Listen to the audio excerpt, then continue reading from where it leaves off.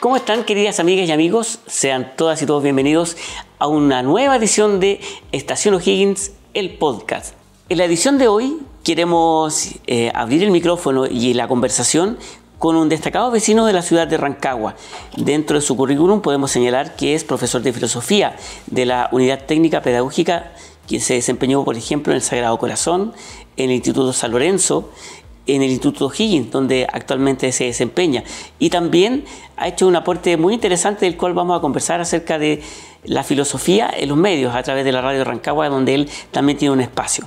Hay mucho que conversar, hay mucho que analizar y desde ya queremos saludar a nuestro invitado del día de hoy, a don Cristian López. Bienvenido, Cristian, ¿cómo está? Gracias por acompañarnos. Un aplauso, por favor, para Cristian. Muchas gracias, Leandro, por la invitación, al equipo también. Este es un honor para mí estar participando acá y también felicitarles por este espacio. Es muy importante para nuestra sociedad tener un medio de comunicación nuevo, independientes y que estén muy cercanos a la gente. Así que todo el power del mundo para que les vaya muy bien en este proyecto. Muchas gracias, es la idea obviamente y estamos ahí poniéndole todas las ganas necesarias para que esto salga adelante. Y me gustaría partir, ¿cierto?, desde Cristian, pero en lo personal, desde lo familiar. Cuéntenos un poquitito acerca de su historia de vida, su familia, por ejemplo. Sabemos que esto es casado con Mario Becerra, ¿cierto?, que también se desempeña acá en el Liceo San José. Bueno, mi infancia transcurre en el Manzanar. Mi papá, Jaime y Nancy, mi papá trabajaba en la fundición de caretones, pertenecía a un grupo. Si hay gente aquí viéndonos que perteneció a ese grupo, eran de un grupo denominado Las Vacas Sagradas, que acá en la fundición. Estudié en la Escuela Media del Teniente en el Manzanar, luego pasé al Instituto O'Higgins, del que egresé en 1990.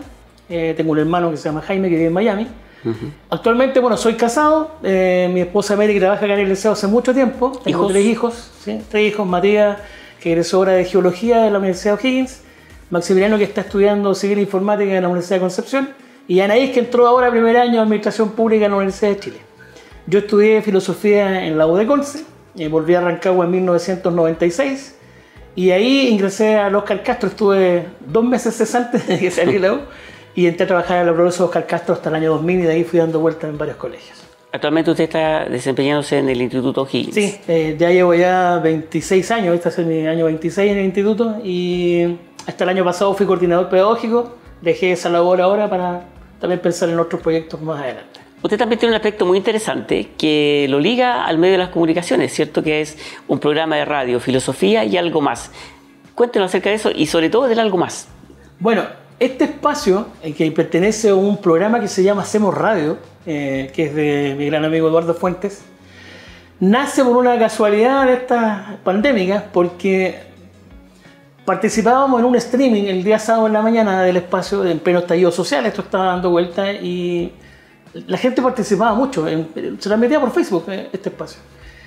Y en medio de la pandemia, un día nace la idea de hacer una entrevista y un parangón con el libro La Peste de Albert Camus. Y la entrevista tuvo tanto éxito que tuvimos que hacer una segunda parte, y ahí se nos ocurrió la creación de un espacio que primero se llamó Pare, Mire y Piense, que era un poco la lógica de invitar a la reflexión en filosofía. Y después quedamos en filosofía y algo más, porque siempre partimos con alguna pregunta o un tema para que los auditores puedan desarrollar también una reflexión en su casa. Y el espacio ya lleva 5 años, ha tenido múltiples panelistas que por diversos motivos van cambiando, que temas de trabajo, por el horario en que el programa se da, que es el día miércoles a las 6 de la tarde. Entonces es muy dinámico, la gente escribe, participa y para mí ha sido un aprendizaje tremendo. Y también confirmar convicciones respecto a lo importante que es ser responsable con un micrófono, la importancia de los medios de comunicación y cómo se presentan, ¿no es cierto?, tanto las noticias como otras cosas relacionadas con la convivencia cotidiana. Por eso celebro tanto este espacio. Me parece muy bien que existan medios de comunicación nuevos, pujantes y con ganas de presentar cosas, sobre todo del terreno local. En el 2025, y recogiendo una frase que usted acaba de decir, la gente para, mira y piensa. Si tiene el espacio y la buena motivación, sí. Creo que uno de los aspectos que intentamos desarrollar en el espacio, que también yo lo pienso en mis clases de filosofía, tiene que ver con que la gente rompa este círculo un poco de la opinología. Estamos batallando mucho frente a una sociedad que supuestamente es de mucha información, de sobreinformación, pero también estamos luchando contra la calidad de información. Entonces yo diría que la batalla socrática respecto a la ignorancia se mantiene intacta hoy en día. Es muy importante que aprendamos a debatir, a construir argumentos sólidos, a recrear, no sé si alguna vez tuvo la amistad cívica en el país tan desarrollada, pero es importante desarrollarla. Hoy en día tú te encuentras con debates políticos que en realidad parecen batallas de rap, donde supuestamente al decir algo te gané, te humillé y con eso ya doy por sentado que mis ideas son mejores que las tuyas. Y se nos olvida que en realidad cada uno de nosotros tiene perspectiva de las cosas y no tenemos la verdad absoluta. Podemos estar de acuerdo en algunas cosas mínimas, pero la gente cuando tiene la oportunidad de reflexionar un poco más allá, sí lo hace. Pero en la vida cotidiana actual, que es un poco más compleja, quizás cuesta un poco más. Pero ese espacio está porque también es necesario. Ya vamos a entrar a esas preguntas más profundas, ¿cierto? Pero también lo quiero llevar a otro aspecto que nos une, ¿cierto? Y a muchos seguramente de los que nos están viendo también. Su pasión por el fútbol y en particular por el capo de provincia. Cuéntenos acerca de eso. Bueno, ¿de dónde viene? ¿De la cuna? Sí, mira, eso está más complicado porque en mi familia es como bien diversa en eso. Mi papá con mi hermano son de Colo-Colo. Y en ese sentido, yo fanático de los O'Higgins toda mi vida, tuve la suerte de participar de los hitos de O'Higgins en la Copa Libertadores por allá por fines de los 70 y principios de los 80. Bueno, voy al estadio estando en segunda división, primera, tercera, cuarta, eso no importa mucho. Yo soy un permanente asistente al estadio, así que... ¿Y cuáles son los principales hitos que usted puede rescatar de la historia de O'Higgins y su historia como hincha? Usted ya lo decía, ¿cierto? La época del 79, 80, las Copas Libertadores. Yo recuerdo particularmente el triunfo sobre la U, la primera liguilla Libertadores, gol de Waldo Quiroz, por ahí por el minuto 78, y ver la cantidad de buses que venían de Rancagua por la carretera, el paso por el túnel era otra cosa. Recuerdo mucho yo una entrevista que dio René Valenzuela, central de la época que después fue seleccionado chileno, cuando el periodista de deporte intentaba meterle a la Universidad Católica como fuera, y René Valenzuela decía que lo que él más recordaba, para él como hito importante, era ver la cantidad de gente que venía de vuelta de Santiago en esos hitos. Era tremendo ver Rancagua como cuando O'Higgins fue campeón, pero pensemos en el año 79, con buses Manzanar, las micros llenas, era una cuestión tremendamente emocionante. Yo tengo ese recuerdo muy guardado del gol de Waldo Quiroz en el arco norte del Estadio Nacional. Yo le podría compartir un recuerdo de que fue mi primera experiencia en el estadio y que tiene relación con un partido que O'Higgins jugó con Arturo Fernández Vial. La tarde donde el Tunga González se mandó 5 goles. 5 goles. Yo estuve en ese fue mi primer partido. Ahí también estaba. Sí, fue realmente algo inolvidable y sobre todo compartirlo con la familia. Me imagino que también forma parte de los clubes de provincia finalmente. Sí, bueno, asistí con mi mamá yo a ver partidos de O'Higgins en la Libertadores con los equipos venezolanos cuando jugamos con Galicia y Portuguesa. Y él le traspasaba un poco también esa pasión a mi hijo, pues, aunque tengo uno que también es de Colo-Colo por la influencia de su abuelo. Pero mi hijo mayor también es de O'Higgins y acostumbramos a ir al estadio permanentemente. ¿Y cuando O'Higgins salió campeón? Créeme que ese día estaba trabajando. Fue terrible, no logré estaba en clase. Estábamos en un acto oficial de final de año. Y mientras yo estaba con mi corbatita sentado como autoridad colegial, afortunadamente una gran amiga, hincha fanática de O'Higgins, la Ingrid, que lamentablemente falleció por una enfermedad colaboradora, ella pasaba por atrás mío, que estaba con los niñitos más chicos, y me iba contando cómo iba el marcador. De hecho, me puso el audífono cuando fue el gol del Tuco. Así que estaba entre la ceremonia y saber qué pasaba en Santiago. Sin duda fue una experiencia que todos quienes seguimos el fútbol lo atesoraremos siempre. Vamos a entrar en materia y vamos a hacer un viaje a su experiencia en los distintos establecimientos educacionales donde usted ha tenido la oportunidad de desempeñarse. Y en particular, y valga la redundancia, gran parte de su desempeño ha sido en colegios particulares. ¿Cómo ve usted la mirada que existe en toda la comunidad educativa? Me refiero a alumnos, docentes, directivos, ¿cierto? Con la realidad, finalmente, me refiero, para hacerlo más simple la pregunta, ¿hay una burbuja con respecto a lo que pasa alrededor o hay una conexión finalmente con lo que está pasando más allá de las fronteras del establecimiento? En el caso del colegio hay una burbuja que los mismos estudiantes denuncian en muchas cosas. Y la labor de uno como profe es acercarnos a la realidad que existe, en todo sentido de la palabra. ¿Y son los alumnos los que reclaman esa incidencia de la burbuja? Sí, los estudiantes en general de los colegios particulares tienden a señalar que hay una burbuja respecto a muchas cosas que pasan alrededor. Y no solamente con eso, tiene que ver también con la forma en cómo los apoderados enfrentan esa autonomía que los estudiantes deben tener. Yo cuento como anécdota siempre que en entrevistas que tengo de tutorías, el profesor jefe, y le pregunto a los chiquillos cuáles son las calles que están alrededor del colegio, que me las nombren. Y no las conocen. Y tiene que ver con que tienen muchas veces todo dado, o simplemente no es una información que les parezca relevante. ¿Y ellos qué proponen? Mira, ahí tenemos afortunadamente también la vuelta de mano. Digamos, hay personas muy interesadas en muchas cosas y ellos tratan un poco de soltarle el problema al camino. Hemos tenido situaciones, por ejemplo, los colegios maristas en Chile tienen colegios que son subvencionados. Hay algunos que están hay uno que está en La Pintana, ¿no es cierto?, en el Castillo, otros que están en Altos Pisos, son proyectos muy bonitos. Pero, por ejemplo, cuando hay encuentros en esos lugares, está la barrera de que se queden a dormir allá porque viene el tema de, no, que La Pintana, que... Y esas cosas los chiquillos tratan de romperlo mucho, bastante. Se reconocen mucho como adolescentes que están viviendo temas comunes como adolescentes. Y que, por cierto, quieren adentrarse en una realidad que es muy, muy distinta a la de ellos, en términos económicos, en términos de la calidad de vida, en términos de muchas cosas. Y sí hay un proyecto que yo destaco mucho que se realizó estos últimos años en el colegio, que fue también motivado por los exalumnos, es la creación de un preuniversitario para estudiantes que no pueden pagarlo. Y los que hacen clases son los chiquillos. ¿Y eso tanto para estudiantes del mismo colegio o también está abierto a la comunidad? No, está hecho para estudiantes de otros colegios, no está hecho para estudiantes del colegio. Perfecto.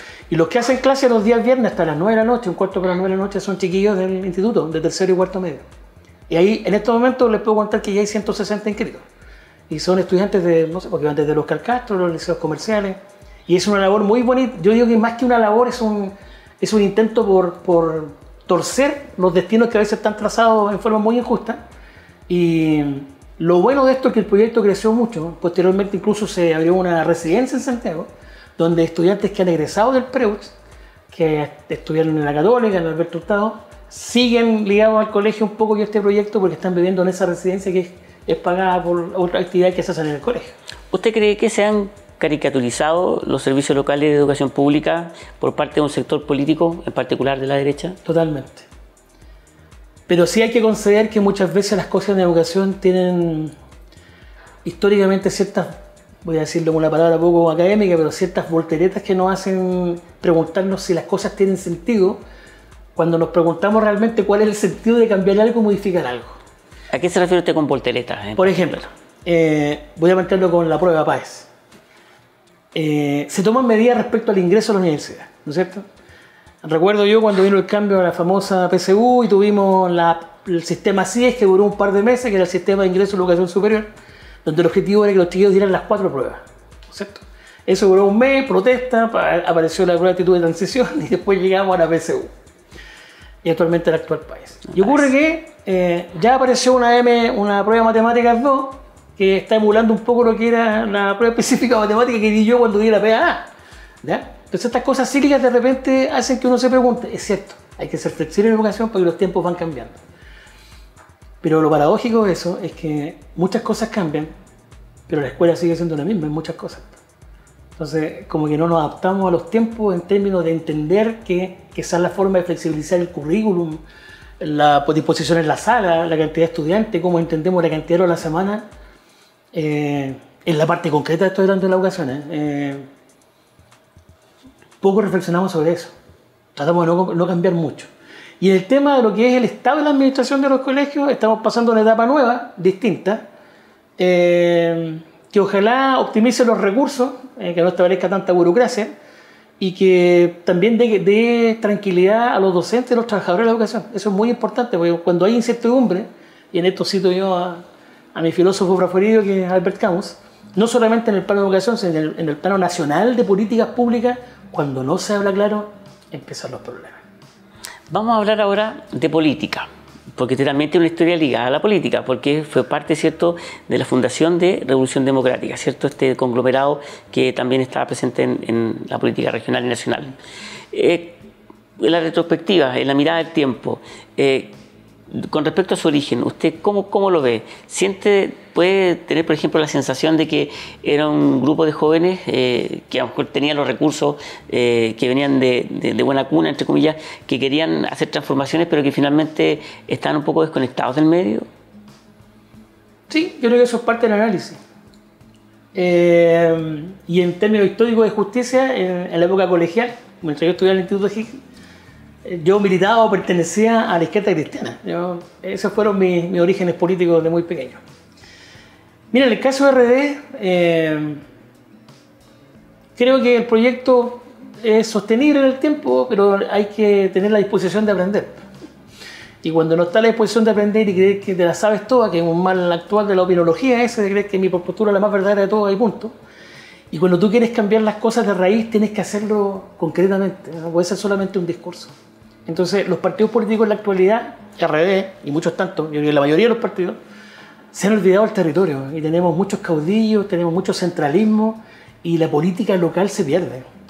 Se diluye en relatos nacionales cuando en realidad la problemática que tiene, no sé, pues Marchihue, Litueche o Requinoa puede ser muy distinta en lo que son sus denuncias por problemas a la que puede tener Santiago. Y los partidos políticos no se fomentan en las ciudades más pequeñas, en los pueblos. Y a fin de cuentas te llegan personas designadas desde Santiago y tú no logras tampoco hacer una vida política. Y cuando digo vida política me refiero a lo que era la polis, la discusión de asuntos públicos en el pueblo donde estás, en el lugar donde estás. Y ahí hay responsabilidad desde las autoridades locales, regionales, a promover la participación, pero una participación no simplemente del voto. Hemos malentendido la democracia como que el voto es lo único que hay y no. Faltan estructuras de participación más importantes que no simplemente signifiquen que yo voy a votar por esta hora o por esta hora en un plano comunal, por ejemplo. Y esta desconexión finalmente de la clase política es transversal, de todos los sectores políticos. Sí, mi análisis ahí es un poco más duro en eso. Creo que lamentablemente nuestra estructura política nacional crea una entidad que se le ha dado por el nombre de clase política, a la cual cuesta mucho hacerle entender que tiene que legislar para un país. Tenemos la mala costumbre de pensar, por ejemplo, de que los políticos no hacen un favor cuando, no sé, pues si un alcalde va a entregar cosas por emergencia, es su deber. El tipo no está haciendo ningún favor, es lo que tiene que hacer. Y lo otro, esta excesiva dependencia presidencial. Un presidente está para dirigir el país, para orientar nuestras políticas internacionales, para dar orientaciones a sus ministros que ejecutan. Y en las regiones hay personas encargadas de eso. Entonces, esta excesiva preocupación de que el presidente esté metido en una tragedia en Concepción, no sé si tiene mucho sentido. Hay autoridades en Concepción que tienen que hacerse cargo de eso. ¿Usted se considera una persona progresista en su pensamiento? Es que yo tengo serios problemas con estas clasificaciones. Yo en estos momentos no sé si soy progresista o no. Probablemente para quien de derecha me diría que sí. ¿Pero cómo se definiría? Yo soy... En su pensamiento político, por ejemplo. Pensando en la clasificación actual. Que si tuviéramos que ponerle una casilla. De izquierda. Me quedo ahí. Ahora no sé si estoy más a la izquierda o menos a la izquierda que otros, porque en realidad ese es otro de los males que tiene la izquierda de este país. Y usted, al ser un hombre de izquierda, ¿cómo vio, cómo asumió todo el proceso que terminó con la detención del exalcalde de Rancagua, Juan Ramón Godoy? Mira, ahí hay un punto súper importante respecto a lo que mencionaba anteriormente. Los partidos políticos se van a hacer cargo de la corrupción cuando algo les duela. Es como, mira, la analogía que te voy a hacer es la siguiente. Los equipos de fútbol, la sociedad anónima, no se comprometen con el tema de la violencia dentro del estadio mientras no les quiten los puntos. Mientras no sientan que algo pierden. En el caso de los partidos, no sé, pues, pensemos en una ley tan simple como que si yo detecté 5 alcaldes de este partido en temas de corrupción, ese partido se disuelve, ¿no? O no puede llevar candidato en tanto tiempo. Pero que sea un elemento que realmente me haga responsable, porque si yo propongo a un candidato alcalde, diputado, senador, lo que sea, y hay situaciones de corrupción grave. Ahora, la corrupción viene de altas partes, no es solamente un tema estructural. Pero sí creo yo que nuestro sistema político permite que esto ocurra permanentemente. Digamos, analicemos cosas de recursos. Tenemos el Senado más caro, un Senado carísimo. Ni en Europa funciona de esa forma. Entonces no hay sanción si no vas al trabajo. Tienes que pagar asesores para que te hagan leyes que terminan siendo informes copiados de otras partes. Esas cosas no se sancionan. La Comisión de Ética en términos reales es un llamado de atención casi como tirón de oreja. Y hay que entender desde ese punto de vista que la política es servicio público. Por lo tanto, yo le tengo que pedir cuenta. Los ciudadanos tenemos que entender que le pedimos cuenta de las cosas que han hecho y no sentir que nos están haciendo un favor. La actitud del ciudadano chileno tiene que modificarse en muchas cosas. Tiene que entender que la política es el trabajo real del bien común. Si no lo entiende así, el sistema va a seguir metido en el mismo círculo vicioso en el que estamos ahora. Perfecto. Estamos en esta entrevista entretenida e interesante con muy buenos temas de conversación junto a don Cristian López, que es profesor de Filosofía y Psicología. Gracias una vez más por acompañarnos. Queremos reiterarle las gracias por darse un tiempo en su agenda y estar conversando junto a nosotros. Y nosotros también queremos aprovechar esta instancia para invitarles a que nos sigan en nuestras diversas redes sociales como Estación O'Higgins. Únanse, den like, síganos, porque de esta forma nosotros también vamos a ir pudiendo aumentar nuestros contenidos. Vamos a un tema que tiene que ver con la religión y con las instituciones en las que usted en particular se desempeña. Sin duda, el peso de los maristas en la región y en el país es muy importante, así como el de las distintas instituciones católicas o cristianas que se dedican a la formación, en este caso de alumnos, de jóvenes. ¿Cómo ve usted la iglesia de 30 años atrás con la iglesia actual en cuanto a la credibilidad de la gente con respecto principalmente a temas, por ejemplo, como abusos de menores, por ejemplo? ¿Desconectada? ¿Lo ha afectado esto a la iglesia de alguna forma? Por supuesto que sí. Y creo que la autocrítica ha sido nula. O sea, que la iglesia se pregunte por qué tiene menos vocaciones o por qué tiene menos gente participando de sacramentos o los grupos pastorales, qué sé yo, es porque hay una desconexión total. O sea, la iglesia de los años 80 y 90 era una iglesia metida en temas sociales y políticos. La iglesia de ahora no es referencia, no es mucha referencia. Y lo digo muy abiertamente. Y los colegios donde se cometieron, las congregaciones donde hubo abuso, también reaccionaron muchas veces tarde. Yo creo que los maridos también reaccionaron muy tarde en eso. Y son delitos, hay que decirlo con su nombre. Mira, yo nunca he pensado que las personas o las instituciones superen las cosas. Yo creo que las instituciones y las personas aprenden a vivir con las cosas que han ocurrido, por muy dolorosas que sean, aprenden a vivir con ello.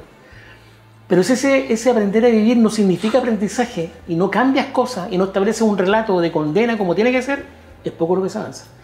Creo que a la iglesia en general a nivel mundial y en Chile también le ha faltado mucho eso. Mucha ¿Autocrítica? Tremendamente. Es como intentar explicar cosas que no tienen... Es como una explicación tan banal como que en todas partes se cometen errores. Sí, pero ojo que esto no fue una vez. Pues. Perfecto. Entonces sí, a su juicio sí hay una afectación total, importante. Total. Y creo que ha faltado desde creatividad hasta incluso preguntarse en términos, si quieres tú, evangélicos o doctrinales, si se han replanteado el tema de su mensaje y de cómo se acercan a la comunidad. Claramente, ahí son reflexiones que son interesantes de escuchar además, porque de todo ello uno va sacando sus propias lecciones finalmente y va observando lo que va aconteciendo en estas comunidades. Lo quiero llevar un poquito hacia la parte laboral suya, ¿ya? Todos quienes le conocen destacan en usted una alta vocación de servicio, una alta vocación pública. Sin embargo, por las paradojas de la vida, usted nunca se ha desempeñado en el servicio público, sino que siempre ha trabajado para organizaciones más bien privadas. ¿Se puede finalmente estar conectado a estas realidades que el entorno involucra estando en una institución privada? Sí, bueno, tuve la suerte de partir en Oscar Castro, estuve ahí 4 años y después trabajé en colegios particulares subvencionados, y a la par del Instituto Higgins, también estuve en el St. John. Y yo creo que es totalmente responsabilidad de uno mantenerse conectado. O sea, yo puedo estar trabajando en Harvard, pero si no tengo la conciencia de que hay cosas que tienen que importarme como me importan, o como creo yo que debo estar involucrado, no va a pasar mucho. Y es un poco esa conciencia de tener presente de que el tema del bien común me interesa bastante, el tema de la discusión, de la argumentación, y que la gente comparta perspectiva, que se atreva a plantear preguntas, a conversar. Creo que eso es parte también del servicio público. Más allá de estar en la parte pública estatal, digamos, o municipal, como sea, el participar de la vida pública es un acto en estos momentos muy importante de llevar a cabo. Y yo creo que más allá de la parte laboral de tu trabajo, también tú crear conciencia entre tus pares de que hay cosas que hay que estar comprometidos. No sé si para alguna gente le significará mucho, pero hace un par de años en un paro de profesores fue la primera vez que profesores del colegio del Instituto Higgins marcharon con los colegios. Mira, puede ser un acto muy mínimo, pero creo que es significativo en entender que cuando se discute sobre educación, todos los profesores están involucrados. Porque la red educacional, más allá de la dependencia, hay problemas que son comunes en lo pedagógico, que son muy importantes. Les quiero recordar que uno de los últimos paros grandes eran temas pedagógicos, más que temas de sueldo como un elemento permanente. Entonces esa conciencia, más en aquellos colegios que dicen estar comprometidos con doctrinas sociales, tiene que ser una obligación. O sea, no es eso, yo lo entiendo como algo que es parte de tu convicción personal. Bueno, vamos a seguir con esta entretenida conversación donde hemos podido conversar de todo. Yo agradezco en lo personal que usted haya respondido todo lo que le hemos preguntado. No hemos encontrado reparos de su parte, así que se lo agradecemos. Y bueno, para continuar, ¿cierto?, con estas preguntas que hemos formulado para usted, va la siguiente. ¿Cuánto daño le hacen los directivos o coordinadores de los colegios que se perpetúan en los cargos? Esto es un tema bien bueno tocarlo. A ver, lo que pasa es que el permanecer mucho tiempo, le pasa incluso a nuestros queridos representantes, senadores, diputados, crea vicios. Incluso aunque haya una buena gestión en general de las cosas que uno hace. Pero también está el tema de renovar cosas. En los colegios particularmente y en otras instituciones cuesta mucho hacer cambios. En educación ni hablemos. Cuesta mucho. Y el perpetuarse mucho tiempo también va a tapar la posibilidad de que alguien con mucho talento no pueda acceder a un rol. Eso voy a preguntar, ¿cuáles son las contras de justamente mantenerse estable en estos cargos por tanto tiempo? Mira, yo tuve mi nombramiento se produjo a principios de la década del 2010, por ahí. Y después mi cargo se normó. Pongo el caso mío, que es el que tengo a mano para esto. Y pusieron tope de año y nosotros estábamos pasados con la otra coordinadora y nos dijeron, mira, ustedes pueden seguir y después tomarse un año sabático y volver. Pero en mi fuero interno estaba de que no. Yo también creo en no en las reelecciones 2 veces de los diputados. Pienso que 2 periodos suficientes y vamos cambiando. Poder aportar de otro punto de vista, porque es como que queda como este asunto de que no, que este tipo es bueno en esto, sí, pero podrá aportar también en otras cosas. Y lo otro es que, mira, piénsalo así. Si asumí de 40 y algo años, llevo 15, voy a estar 15 más, puedo estar 15 más.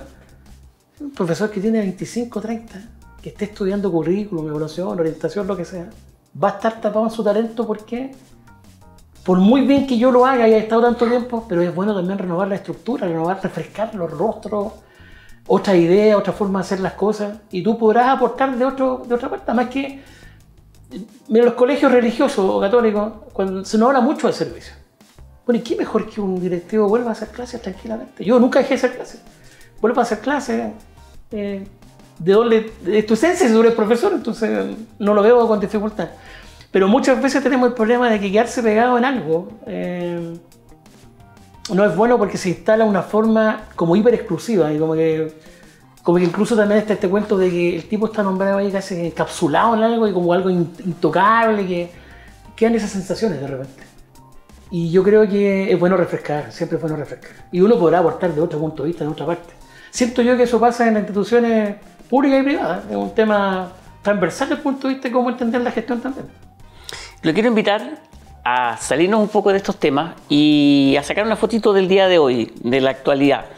Y como este medio es regional, lo quiero llevar un poquitito a la actualidad regional, donde hemos vivido episodios fuertes en los últimos tiempos. Desde la filosofía, desde el pensamiento, ¿cómo puede analizar estos hechos que nos han enlutado de alguna forma? Ya tenemos, por ejemplo, el tema de este matrimonio asesinado en Granero, o la delincuencia que eventualmente se informa que es mayor que en otras épocas. ¿Están así finalmente? ¿Existe a nivel de la filosofía un análisis que se puede hacer de esto? Claro que sí. Y de muchas cosas. Y volvemos a una pregunta original ahí desde el punto de vista filosófico, y es el tema del sentido. Pero voy a lo siguiente con eso. Nos encontramos con problemas concretos en las comunas y en las ciudades porque las ciudades no están planificadas. Vamos cambiando el uso de suelo, construimos, nos damos cuenta que hay un problema que no se puede construir ahí. El ejemplo lo tenemos con lo que pasó con la Universidad de Rengo, por ejemplo. Claro. Que uno se puede preguntar, pero ¿cómo alguien no se dio cuenta que es la pregunta clásica? Entonces, si tú te empiezas a dar cuenta, hemos crecido de forma inorgánica, como se le llama técnicamente eso, las ciudades crecen de esa forma. Por lo tanto, tú te vas a encontrar con problemas que son nuevos, que no estaban, porque las culturas se van nutriendo de experiencias nuevas, de gente que llega, de generaciones nuevas. Y no solamente con el tema de los inmigrantes, que creo que hay mucho de malestar más que nada por temas de costumbres que otros elementos más. ¿Pero existe mucha pasividad o somos más reactivos al respecto? Lo que pasa es que no planificamos nada. Este país tiene un problema muy serio desde el punto de vista estratégico, creo yo. Y allí que se molesten conmigo todas las tendencias políticas, pero nosotros no tenemos estadistas que piensen en el país de 50 años. ¿Lo tuvimos alguna vez? No creo, no sé. Me gustaría, en la historia anterior probablemente sí, si vemos que los gobiernos radicales hicieron cosas que han permanecido en el tiempo como elementos positivos, por decirte algunos, quizás probablemente haya muchos más. ¿Y en la figura del estadista qué falta para que se concrete finalmente? ¿Por qué no se da? Que el tipo no esté pensando en dejar un legado, por ejemplo. Eso lo encuentro terrible. ¿Y qué pasa con el entorno? Es que, mira, volvemos al sistema político y al tema de los cambios también. Un gobierno que dura 4 años tiene 1 año para instalarse, 2 para gobernar y 1 año para pensar en elecciones del que viene.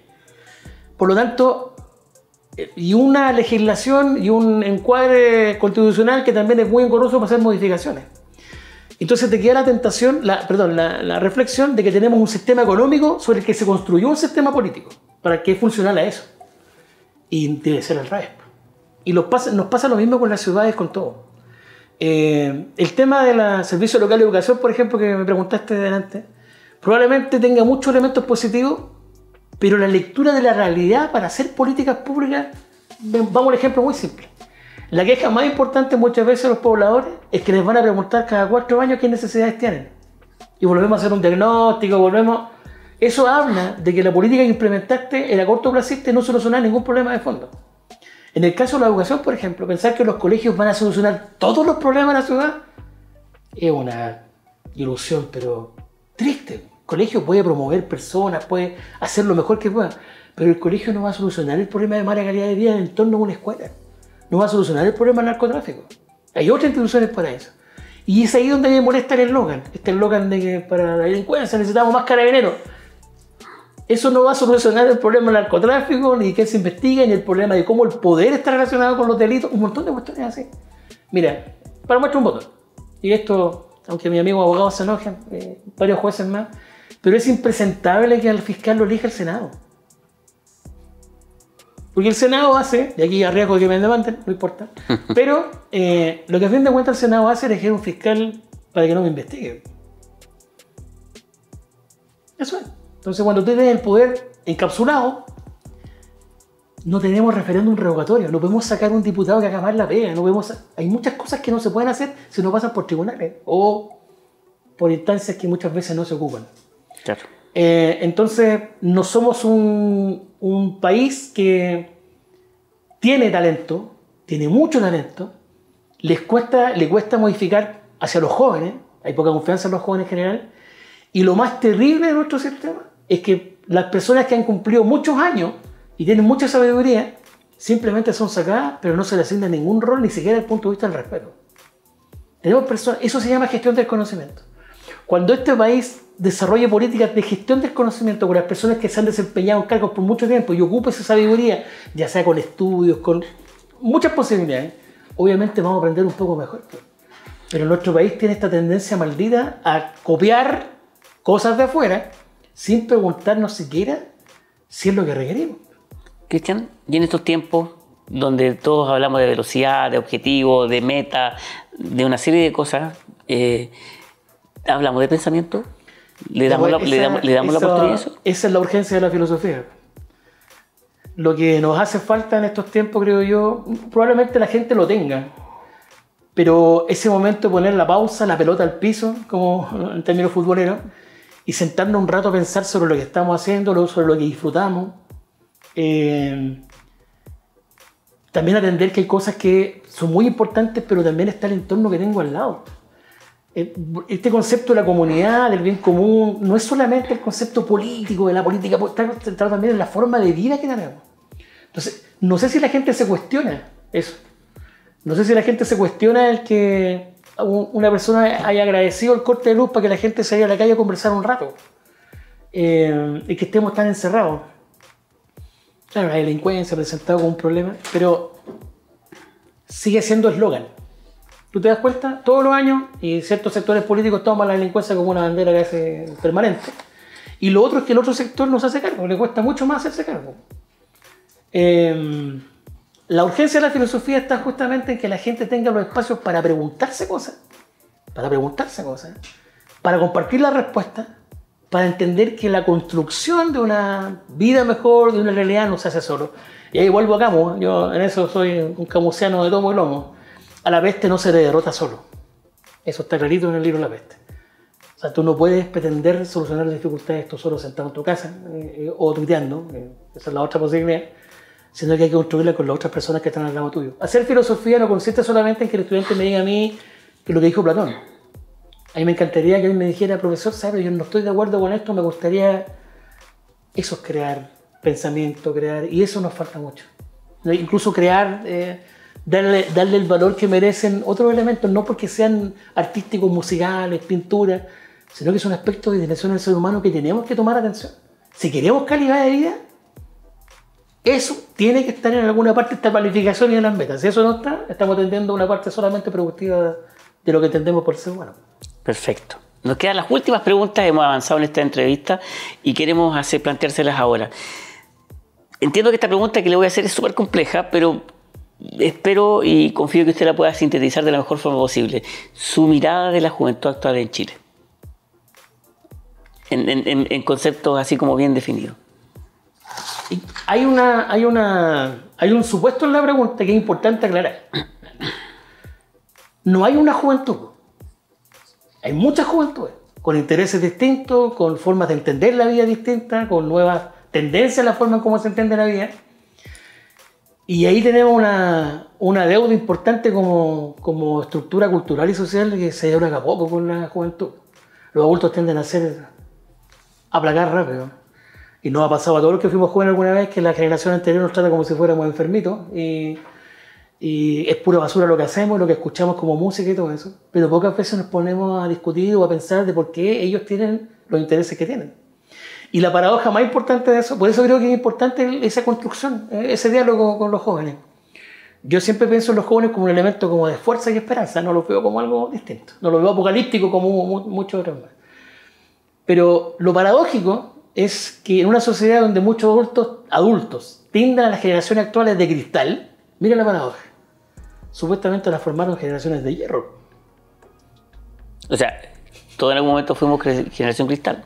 Claro, entonces, eso me suma sus palabras. Claro, entonces el otro día en la ronda de apoderados yo decía, nada, criticamos a la generación de cristal, que no soportan nada, hay un montón de cosas que se les tiran encima, simplemente porque alguno fue capaz de reclamar por un derecho que considera que estaba siendo pasado a llevar. Pero esta generación de cristal fue criada por alguien. Si no aguantan nada, supuestamente, si no son capaces de soportar, son histéricos emocionales, es porque alguien los crió así. Y la pregunta es si los adultos se hacen responsables de eso. ¿No, Cristian? Y con todo el conocimiento que usted tiene, con toda la experiencia que usted ha adquirido en los años, con todo este bagaje que usted ha logrado adquirir, dentro de todos los objetivos que uno pueda tener, ¿no está, por ejemplo, en su mente, en su sentir, la posibilidad de postular algún cargo público? Sí, lo he pensado. He tenido la oportunidad un par de veces. Pero también uno está buscando como el tiempo preciso y me gustaría, no estoy pensando en la presidencia de la República ni mucho menos, pero en algo más local sí, me gustaría, no sé, ser concejal, o pienso que también me estaría importante en los cores, me gustaría, lo he visto como una posibilidad. Y también como para sacarme la espinita, porque me gusta el tema político, me gusta el tema de lo público y lo veo como un desafío y si no resulta, no resulta nomás. Pero no, siento que se educa con el ejemplo y si uno propone cosas tiene que estar ahí activo y participando como debe ser. Perfecto. Lo quiero sacar ahora de todo el concepto de esta entrevista y lo quiero invitar a que se vista de corto porque vamos a jugar ping-pong. No hay problema. ¿Le parece? Notable, vámonos. Aquí, hace unos días atrás, tuvimos a Pablo Hoffman, también nos respondió este ping-pong y obviamente queremos que usted también ahí se luzca respondiendo cada una de nuestras preguntas. ¿AC/DC o Pink Floyd? Pink Floyd. No titubeó. No titubeó. Pink Floyd. ¿A quién más podríamos agregar en un segundo y tercer lugar de sus gustos? Los Jaiba. ¿Ya? Metallica. Inti Giovanni. Kile Bayún. Víctor Jara. Tiene la playlist clarita. Sí. Fútbol. Ponga atención a esta pregunta que le voy a hacer. Aníbal Tunga González, Juvenal Vargas o el Tuco Hernández. El Tunga. ¿Por qué? Porque siendo un goleador con un físico un poco distinto a los goleadores clásicos que hay en Chile, Tunga la hizo todas. Todas. Entonces, no desmerezco los otros dos. También disfruto los goles del Guaso Vargas, y del Tuco ni hablemos. Pero Aníbal Tunga González es un ícono importante aquí en Rancagua. Y yo creo que lo demostró en los equipos que estuvo. ¿Tomás Bodanovich o Gonzalo Vinter? Tomás Bodanovich. ¿Hay nomás o hay algún fundamento? No, yo siento que él ha demostrado capacidad para dirigir algo concreto, como el caso de un municipio bien complicado que le tocó asumir. A Vinter lo veo más difuso, harta televisión, harta red social, pero me gustaría saber qué proyecto ha presentado y qué ha impulsado. No, lo desconozco. ¿Eduardo Soto o Raimundo Agliati? Ninguno de los dos. O sea, este saque se va a la malla. A la malla, entonces me todo largo, pasó de largo. ¿Daniela Chávez o Yendelin Núñez? Solamente Yendelin porque exalumno del liceo. Listo. Pues salió jugando con un rey maravilloso. Sí, no las conozco mucho los dos. Sé lo que hacen, pero no. ¿Y el último libro que leyó? Estoy leyendo. ¿Cuál es? Crítica a la razón cínica. Invito a la gente a que lo busque y lo lea. Se me fue una pregunta que se lo voy a hacer al tiro antes que se me olvide. ¿Humberto Giannini o Pablo Uneus? Giannini. Chuta, yo Uneus. Lo que pasa es que, ¿sabes lo que me gusta de Uneus? Sí. Y yo a él le voy a copiar el eslogan de campaña, ¿se acuerdan? Me presentó de campaña.